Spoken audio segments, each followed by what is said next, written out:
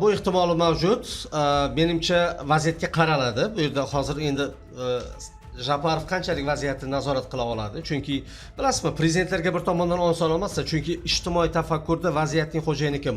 Formal prezident kim? Demak, falonchimi? Demak, hamma ayblar uni gardaniga yuklanadi. Va bu yerda qolganlar o'zini oppoq ko'rsatishga harakat qilishi ham mumkin. Endi odatda katta mana yuqorida hozirgina Hikmatilla aka juda ham vaziyatni yaxshi tasvirlab berdi.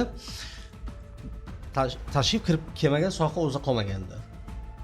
Tashrif ichkaridagi ham millatchilarni, ham ko'chani, ham aytaylik boshqa bir jamiyatdagi strukturalarni to'liq o'zining nazoratiga olishga muvaffaq bo'lgan edi. Hattoki qo'shni Tojikiston bilan chegaradagi muzokaralar, Tojikiston tomonidan mudofaa vaziri kelyapti, Qirg'izistondan tashrif yoki O'zbekistondan o'sha haligi chegara yoki suv resurslari boshqa hammasida bu odamda, ya'ni ham tashqi ishlar vaziri, ham ichki xavfsizlik nimasi, ham bosh vazirning o'rinbosari, ijtimoiy iqtisodiy, ya'ni de facto davlatda ikki hokimiyatchilik o'zi aslida har qanday demokratik davlatda ham bitta tamoyil bor, oxirgi rahbar doim bitta bo'lishi kerak. Oxirgi qarorni beradigan rahbar doim bitta bo'lishi kerak. Ya'ni demokratik davlatlarda ham yoki bosh vazir bo'ladi yoki prezident bo'ladi va unda to'liq legitimlik bo'ladi. Endi Qirg'iziston sharoitida, demak, Japarovga ovoz berildimi, asosiy legitimlik unda.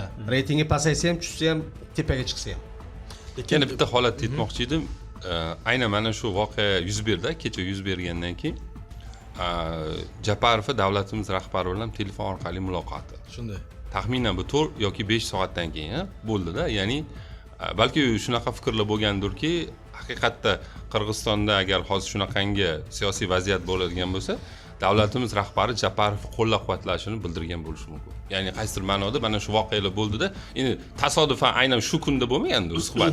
Oldindan balki rejalashtiriladi, lekin baribir ham o'sha fonda e'lon qilindi. Ya'ni endi bu yerda qarang, sizni fikringizga qo'shilaman Hikmatilla aka. Bu yerda O'zbekiston tarafi Qirg'iziston legal va legitim hokimiyatini qo'llab-quvvatlaydi. Ya'ni kim prezident bo'lishidan qat'iy nazar, chunki Qirg'izistondagi beqarorlik, Qirg'izistonda ko'p bo'lgan bunday beqarorlik 2010-yil, 92-yil, undan oldin, undan keyin va har safar barcha qo'shni davlatlarga salbiy ta'sir qilgan. Va O'zbekiston Qirg'izistonda barqarorlik bo'lishdan, iqtisodiy o'sish bo'lishdan va hokimiyat va jamiyat eson omon bo'lishidan manfaatdor.